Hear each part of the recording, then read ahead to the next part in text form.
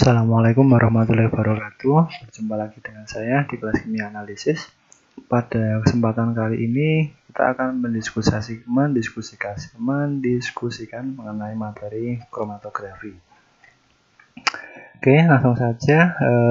Secara definisi, kromatografi adalah teknik pemisahan yang didasarkan pada interaksi senyawa yang berada dalam dua fase. Yang pertama adalah fase gerak dan yang kedua adalah fase diam saat senyawa bergerak melalui media. Jadi dalam kromatografi itu akan kita kenal fase gerak, yaitu adalah pelarut yang mengalir melalui media pendukung. Kemudian ada yang namanya fase diam, adalah suatu lapisan atau pelapis pada media pendukung untuk berinteraksi dengan analit. Sedangkan yang jenis yang ketiga adalah medium pendukung. Medium pendukung ini adalah permukaan padat tempat fase diam diikat atau dilapisi. Teman-teman, yang perlu ditekankan adalah di sini kita menggunakan fase diam ini untuk menyebut satu kesatuan antara fase medium dan fase diam. Jadi kita menyebut dalam komponen kromatografi ini adalah fase gerak dan fase diam. Fase diam termasuk di dalamnya adalah medium pendukung. Selanjutnya, di sini diilustrasikan bagaimana proses pemisahan secara kromatografi ini berlangsung. Di sini ada sebuah kolom, ya, kolom ini yang berisi fase diam. Di dalam gambar dijelaskan ataupun digambarkan fase diamnya ini berwarna abu-abu. Sedangkan sampel yang di sini adalah sampel A dan B itu diletakkan di bagian mulut dari kolom. Setelah itu mobile phase atau fase gerak itu dialirkan ke dalam kolom. Lama-kelamaan sampel yang merupakan campuran A dan B ini akan turun kemudian terpisah. Diilustrasikan di sini, di bawah sini ada yang namanya detektor yang akan mendeteksi keberadaan sampel A maupun sampel B. Di dalam detektor sinyal ini diilustrasikan bahwa sampel A keluar terlebih dahulu, waktu tinggal di dalamnya ini lebih cepat. Dia keluar terlebih dahulu diikuti oleh sampel B. Jadi ketika analit ini berinteraksi paling kuat dengan fase diam, dia akan membutuhkan waktu yang lebih lama dibandingkan analit yang berinteraksi lebih lemah dengan fase diamnya. Sehingga nanti grafiknya yang A ini dia interaksinya lebih lemah daripada yang B dengan fase diamnya. Interaksi yang terjadi antara fase diam dan fase gerak ini biasanya bersifat kimiawi, jadi interaksinya interaksi kimia, tetapi dalam beberapa kasus juga digunakan adanya interaksi fisik. Oke, jadi di dalam kromatografi ini dapat kita klasifikasikan berdasarkan jenis fase geraknya dan fase diamnya dan bahan pendukung. Secara umum kita klasifikasikan menjadi dua, yaitu liquid kromatografi atau kromatografi cair, yang dimana namanya itu berasal dari mobile phase atau fase gerak yang digunakan. Liquid kromatografi adalah kromatografi dengan fase gerak berupa liquid atau cairan, sedangkan yang jenis kedua adalah gas kromatografi. Mobile phase-nya yang digunakan adalah gas. Yang ketiga adalah jenis supercritical fluid chromatography. Jadi kromatografi dengan memanfaatkan superkritis, fluida superkritis. Namun ini kita belum menggunakan. Jadi akan kita bahas yang pertama adalah liquid kromatografi dan gas kromatografi. Liquid kromatografi ini kemudian dikelaskan menjadi beberapa jenis. Yang pertama liquid atau partisi, liquid bonded base, kemudian liquid solid atau absorption, kemudian ada ion exchange, ada phase exclusion, yang dimana terjadi perbedaan antara fase diamnya. Kalau liquid ini fase diamnya merupakan liquid. Liquid bonded base ini organic species bonded to solid surface. Kemudian liquid solid, fase diamnya berupa solid, ion exchange, ion exchange dengan penukar ion atau resin.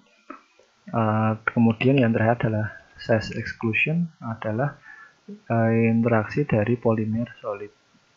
Phase exclusion ini berdasarkan ukuran. Kemudian pada gas kromatografi ada gas liquid, ada gas bonded base, dan ada gas solid. Gas liquid ini sama kayak yang di kromatografi cair tadi atau liquid kromatografi. Bonded base juga sama, kemudian gas solid juga sama. Tipe persamaannya, kesetimbangannya ini teman-teman bisa amati sendiri. Namun yang paling akan kita nanti banyak temui, yang sering kita lakukan untuk analisis adalah liquid solid dan gas solid.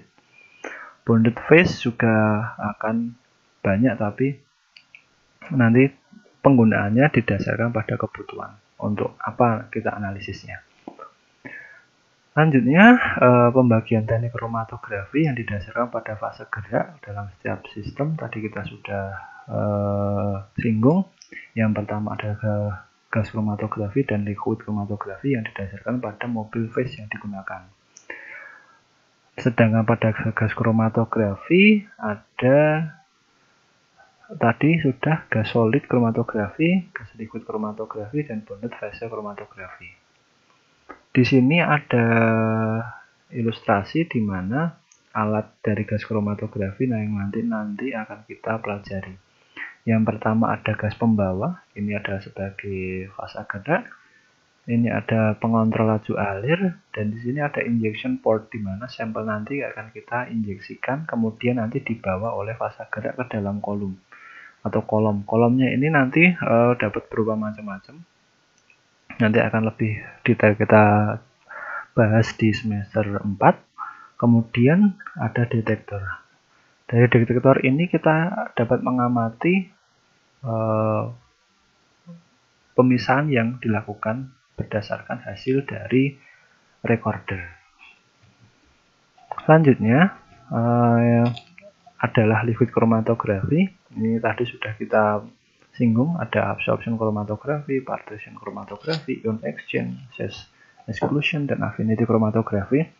Bedanya antara gas kromatografi dan liquid kromatografi, pada liquid kromatografi ini kolom yang digunakan itu aslinya lebih besar dan lebih pendek daripada kolom gas kromatografi. Jadi dalam kolom ini isinya ada resin yang di dalamnya ini dia berpori. Nanti sampel diinjeksikan bersama dengan mobile phase dalam kolom. Ilustrasinya sama dengan yang di sini. Nanti akan terpisah, kemudian membentuk puncak-puncak yang menandai komponen-komponen tertentu. Ini komponen 1, 2, 3, 4, dan seterusnya. Tergantung dari berapa jumlah komponen dan kemampuan memisahkan dari sistem kita. Kemudian, teknik kromatografi ini juga dapat diklasifikasikan berdasarkan bahan pendukung yang digunakan dalam sistem. Yang pertama adalah packet bed kolom kromatografi, yang kedua adalah open tubular kromatografi atau kromatografi kapiler, yang ketiga adalah open bed planar atau kromatografi. Pada packet bed atau kolom kromatografi ini nanti kita gunakan di liquid kromatografi, kemudian high performance liquid kromatografi, kemudian open atau tubular capillary ini nanti akan kita gunakan untuk gas kromatografi. Sedangkan ini open bed ini sudah kita lakukan di dalam praktikum nanti yang akan kita gunakan untuk penentuan yang namanya kromatografi lapis tipis. Oke, kemudian dalam kromatografi nanti akan kita dapatkan grafik seperti ini. Ini adalah yang axis Y, ini adalah detektor sinyal. Sinyalnya seberapa, tingginya kita ukur. Kemudian yang sumbu X ini adalah waktu. Jadi nanti teman-teman akan mendapatkan grafik berupa waktu versus sinyal dari detektor. Nantinya di sini akan ada puncak-puncak yang terbentuk tergantung dari sampel yang kita gunakan atau bahan yang kita injeksikan dalam alat tersebut. Di sini ada beberapa simbol TM, ini waktu kosong. Di sini biasanya adalah waktu dari peak yang dihasilkan oleh fase gerak. Kemudian di sini ada TR, waktu retensi. Ini yang sangat penting bagi kita nanti untuk mengidentifikasi zat apa yang ada dalam sampel kita. Kemudian ada lebar garis dasar dari puncak yang didapat dalam satuan waktu.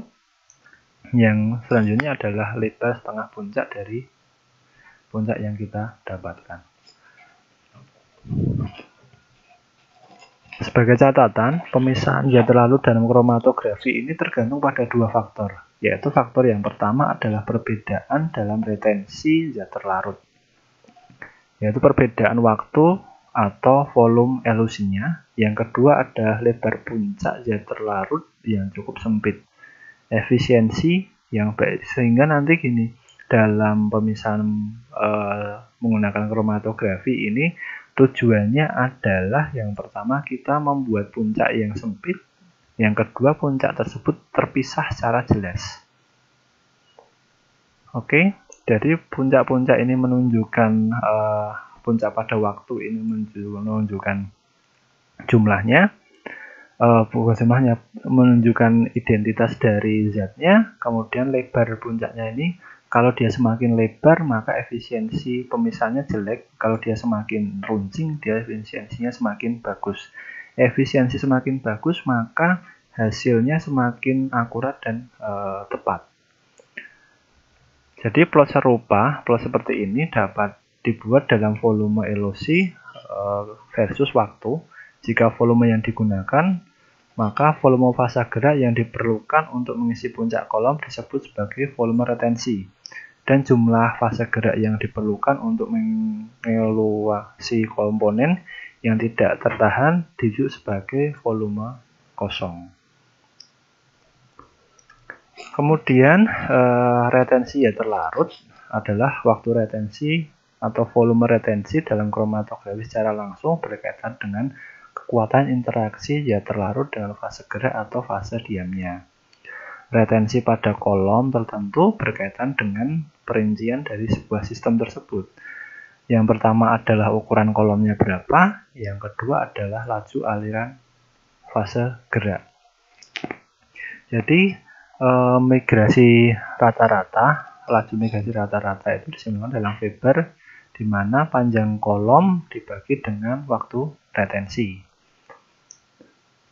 Faktor kapasitas atau K-aksen ini adalah ukuran retensi yang lebih umum kita gunakan, ditentukan dari waktu retensi atau volume retensi.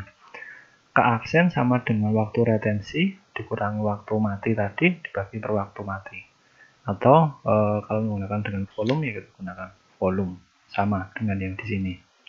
Jadi faktor kapasitas ini berguna untuk membandingkan hasil yang diperoleh pada sistem yang berbeda karena tidak bergantung pada panjang kolom ataupun laju alirannya.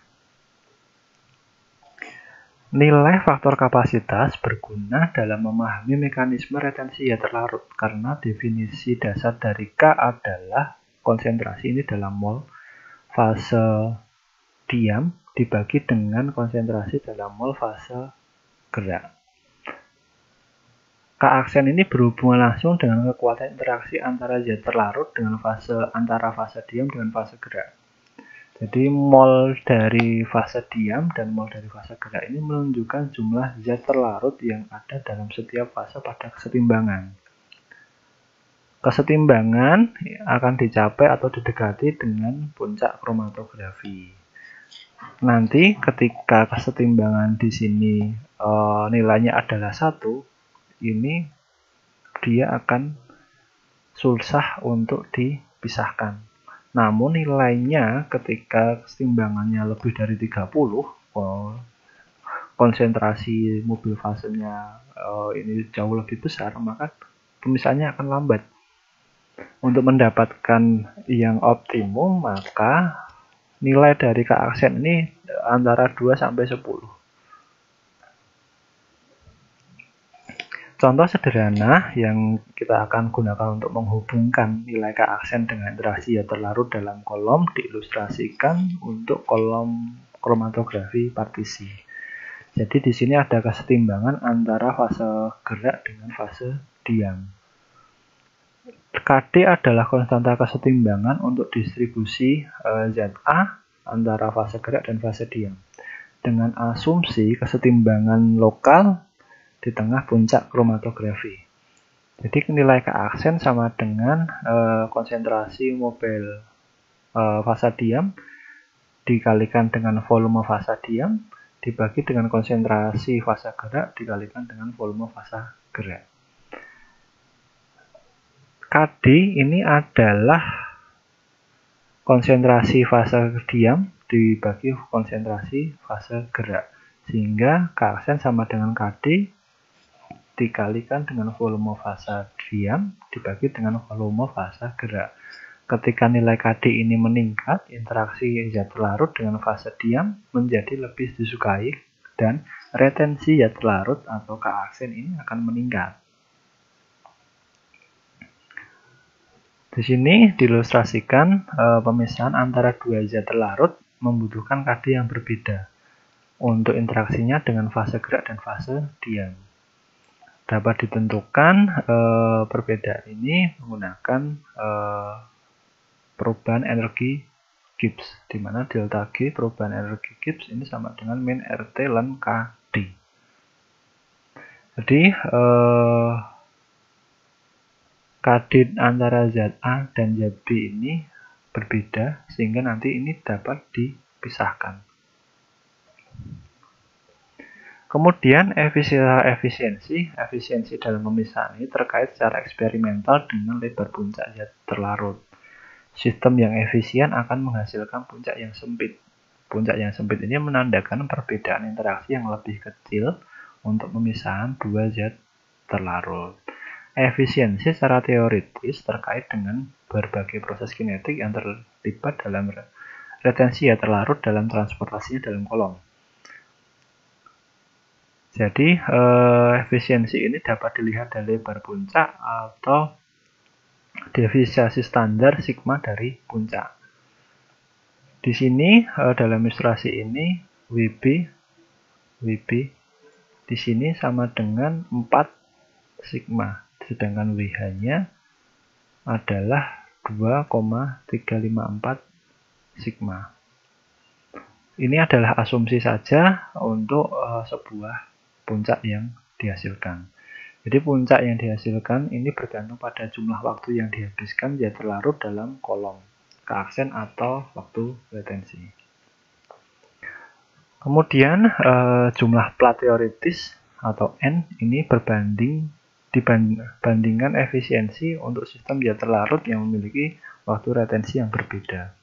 N sama dengan waktu retensi per sigma kuadrat. Atau untuk puncak yang berbentuknya Gaussian ini dia simetris, N sama dengan 16 dikalikan dengan waktu retensi per lebar bawah per kemudian dikuadratkan, atau N sama dengan 5,54 waktu retensi per WH kuadrat. Semakin besar nilai N sebuah kolom, maka semakin baik kolom tersebut mampu memisahkan dua senyawa. Semakin baik kemampuan untuk menyelesaikan zat terlarut yang memiliki perbedaan kecil dalam retensi. N itu tidak tergantung pada retensi zat terlarut. Sedangkan N itu hanya bergantung pada panjang kolom, juga bergantung pada panjang kolom. Oke, jadi semakin panjang kolomnya maka N-nya itu harusnya semakin banyak juga. Kemudian tinggi atau tinggi plat yang setara dengan plat teoritis H atau HETP dibandingkan efisiensi dengan kolom dengan panjang yang berbeda. H sama dengan L per N. L adalah panjang kolom, N adalah jumlah plat teoritis untuk kolom. Sebagai catatan, H hanya memberikan panjang kolom yang sesuai dengan suatu plat teoritis. H juga dapat digunakan untuk menghubungkan berbagai parameter kromatografi lainnya, misalkan laju aliran, ukuran partikel, dan lain-lain, ke dalam proses kinetik yang menimbulkan pelebaran puncak. Jadi pelebaran puncak ini dapat disebabkan oleh beberapa problem atau beberapa sebab. Yang pertama adalah diffusion, eddy diffusion. Yang kedua adalah mobile phase mass transfer. Nomor ketiga adalah stagnant mobile phase mass transfer, stationary phase mass transfer, atau yang terakhir adalah longitudinal diffusion. Longitudinal diffusion.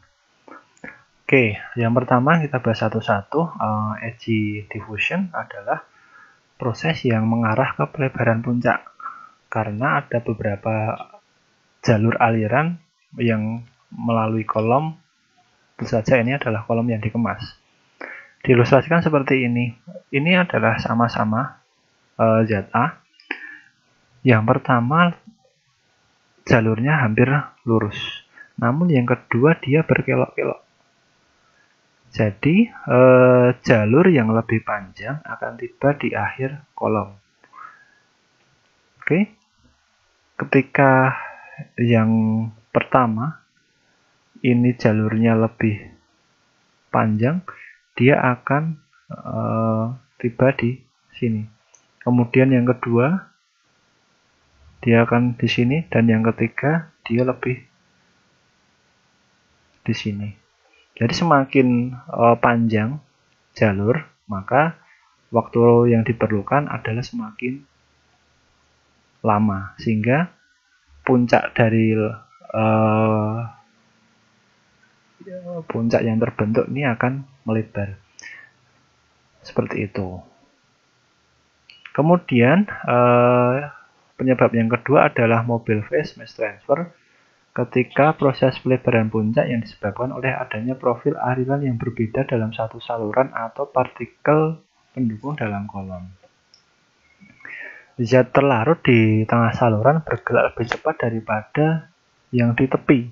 Zat terlarut akan cenderung mencapai ujung saluran ataupun terlebih dahulu mengarah ke pelebaran pita.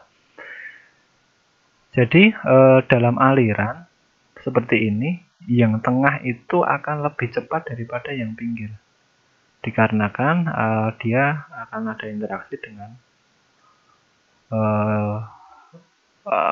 fase diam yang antara fase diam dan fase gerak.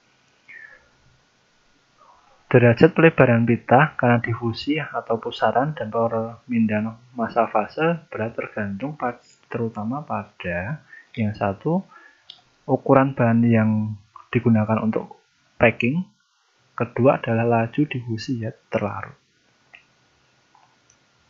Jadi ukuran bahan kemudian laju dari zat terlarut ini menentukan juga lebar puncak yang nanti akan dibentuk. Yang selanjutnya adalah stagnant mobile phase transfer. Mass transfer adalah pelebaran pita karena perbedaan laju difusi molekul yang terlarut antara fase gerak di luar pori-pori penyangga.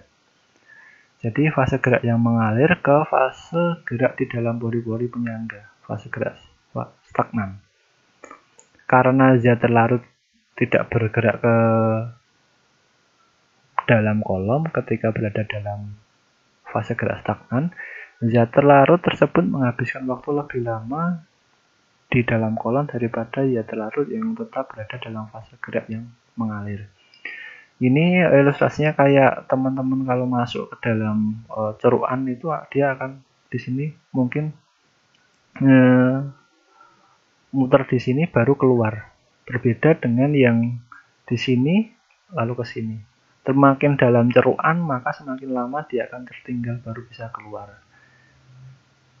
Derajat pelebaran pita terjadi karena transfer massa bergerak yang stagnan bergantung pada yang pertama ini ukuran, bentuk dan struktur pori-pori dari bahan pengepak. Semakin besar, semakin dalam, dia semakin lama. Kemudian difusi dan retensi ya terlarut. Yang terakhir adalah laju aliran ya terlarut melalui kolom. Itulah kenapa pada proses kromatografi kita perlu mengatur laju dari aliran fase gerak yang kita gunakan. Yang selanjutnya adalah stationary phase mass transfer atau pelebaran pita karena gerakan zat terlarut antara fase diam dan fase gerak. Karena molekul zat terlarut yang berbeda menghabiskan waktu yang berbeda dalam fase diam, mereka menghabiskan waktu yang berbeda dalam kolom sehingga menimbulkan pelebaran pita. Ketika fase geraknya itu berbeda, kemungkinan terjadi perbedaan kecepatan laju alir atau kecepatan dalam interaksi antara fase gerak dan fase diam tadi. Dalam hal ini, pelebaran pita itu, pelebaran puncak itu dapat diakibatkan yang pertama adalah retensi atau difusi ya terlarut, kedua laju alir, yang terakhir adalah kinetika interaksi antara zat terlarut dengan fase diam. Sedangkan yang terakhir adalah longitudinal diffusion adalah pelebaran pita karena difusi ya terlarut sepanjang kolom dalam fase yang mengalir. Jadi dalam hal ini yang mula-mula itu dia fase geraknya atau analitnya ini dalam satu garis, lama-lama kelamaan dia akan terpisah. Ataupun yang karena tadi ada berbagai faktor tadi, yang aliran di tengah ini akan terpusat di tengah, sedangkan yang di pinggir dia akan lebih lambat. Hal ini yang menyebabkan pelebaran pita. Pelebaran pita oleh longitudinal diffusion ini diakibatkan oleh difusi ya terlarut. Yang kedua adalah laju aliran terlarut dalam kolom. Kemudian kita akan menyinggung mengenai Van der Meer equation, yaitu menghubungkan laju aliran dengan kecepatan linear dengan H. H adalah tinggi total plat dalam kolom. Yang persamaannya adalah H sama dengan A plus B per mu ditambah C per mu. A adalah konstanta yang merepresentasikan eddy diffusion dan mobile phase mass transfer. B adalah konstanta yang merepresentasikan longitudinal diffusion. C adalah konstanta yang merepresentasikan stagnan mobile phase atau stationary phase mass transfer. Sedangkan mu ini adalah kecepatan linear atau flow rate atau laju alir. Salah satu penggunaan tinggi plat atau H adalah untuk menghubungkan proses kinetik ini dengan pelebaran pita ke parameter sistem kromatografi. Misalkan di sini adalah laju alir. Hubungan ini digunakan untuk memprediksi efek yang dihasilkan dan memvariasikan parameter ini untuk memperoleh efisiensi keseluruhan dari sistem kromatografi. Dalam jumlah plat secara teoritis, N sama dengan 5,54 waktu retensi per WH kuadrat. WH adalah puncak dari lebar dari puncak yang terlarut yang terbentuk. H sama dengan L per N. L adalah panjang, N adalah jumlah plat teoritis. Kemudian plot dari persamaan Van der Meer menunjukkan bagaimana H itu berubah dengan kecepatan aliran flow rate dari massa gerak dan flow rate dari fase gerak. Jika tinggi, ETP-nya semakin tinggi, dan di sini adalah laju alirnya itu kecepatannya berapa, kita akan dapatkan nilai mu yang optimum di mana. Kecepatan linear optimum atau mu optimum ini terjadi di mana H memiliki nilai minimum dan titik efisiensi kolom yang maksimum.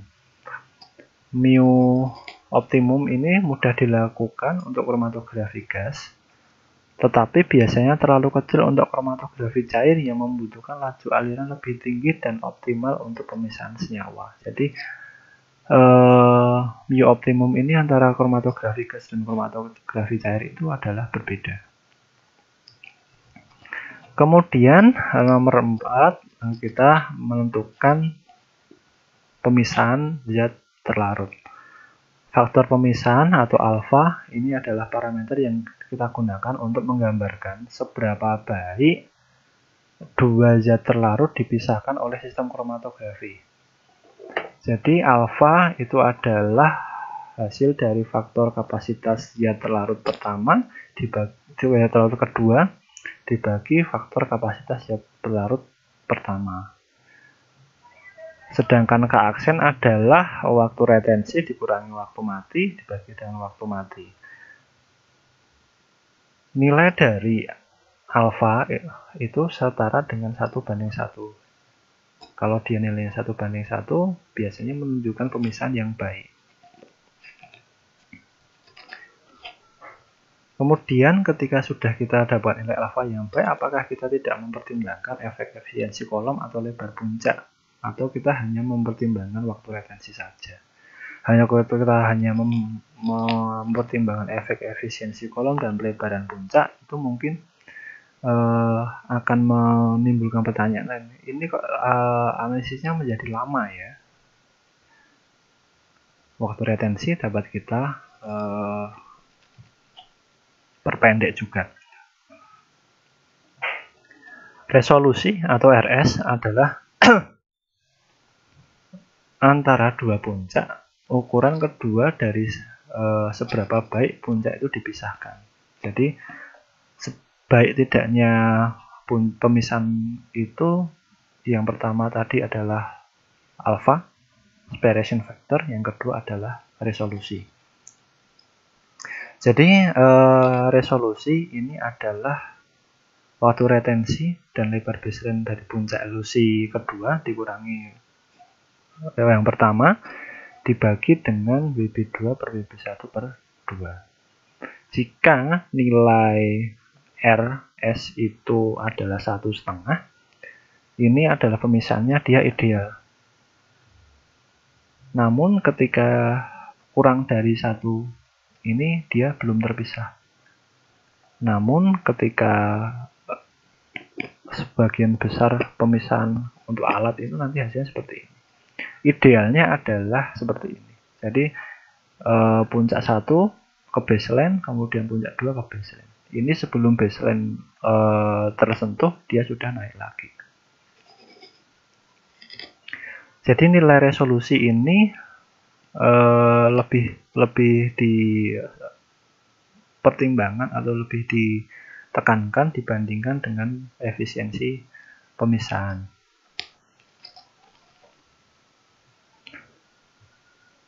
Oke, selanjutnya dalam kromatografi teman-teman nanti akan ada materi mengenai kromatografi, bagaimana sebuah fase gerak itu akan mempengaruhi dari pemisahan yang nanti akan kita lakukan. Untuk selanjutnya mengenai instrumen dan lain-lain akan kita pelajari lebih detail di semester 4. Oke, demikian yang dapat saya sampaikan. Selamat belajar, sampai jumpa di pertemuan yang akan datang.